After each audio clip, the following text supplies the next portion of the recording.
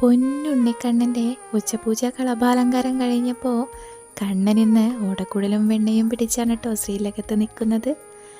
എന്ത് സന്തോഷമാണെന്നറിയോ, ആ വെണ്ണ കിട്ടിയപ്പോൾ യശോദാമ്മ കൊടുത്തതാണ് നറുവെണ്ണ. ആവോളം കഴിക്കാൻ ധൃതി പിടിച്ച് നിൽക്കുകയാണ് പൊന്നുണ്ണിക്കണ്ണൻ. കാൽത്തളകളൊക്കെ അണിഞ്ഞ് പട്ടുകോണൊക്കെ ചുറ്റി അരയിൽ കിങ്ങിണി ചുറ്റി കൊടുത്തിട്ടുണ്ടേ. കഴുത്തിൽ നിന്ന് മുല്ലമൊട്ടുമാലയാണ്, അതും കണ്ണനേക്കാളും വലിയൊരു മുല്ലമൊട്ടുമാല ചാർത്തി കൊടുത്തിട്ടുണ്ട്.